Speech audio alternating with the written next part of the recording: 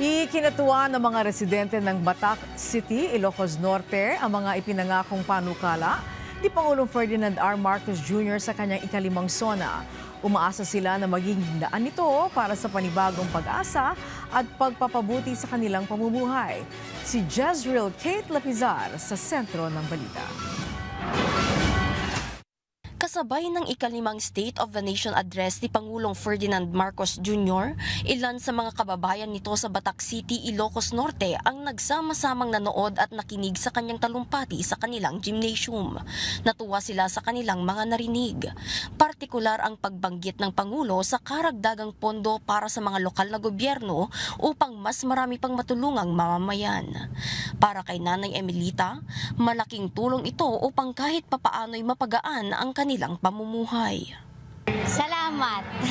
Malaking tulong po sa amin yun, Mr. President, kung meron man. Lalo ngayon sa mataas na presyong bilhin. Nabanggit din ng Pangulo na palalawakin pa ang exemption ng income tax, pagbaba ng income tax sa ibang manggagawa at malilibre sa mga buwis.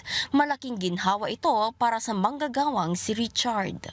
Talagang napa-yes ako, ma'am, kasi sa amin na manggagawa, mas lalaki or matadagdagan yung i-take home natin na sweldo, ma'am, kumpara doon sa dati or sa ngayon din. Malaking tulong, malaki yung agwat na tatasan ng i-take home namin para sa pamilya namin. Para naman sa estudyanteng si Frank, inaasahan niyang magpapatuloy at mangyari ang mga nabanggit ng Pangulo. Maganda po ang sinabi ni Presidente. Sana nga po magkatotoo para mas umayos po ang Pilipinas. Para bang nabigyan ng bagong pag-asa ang mga residente ng Batac City sa kanilang mga narinig sa talumpati ng Pangulo.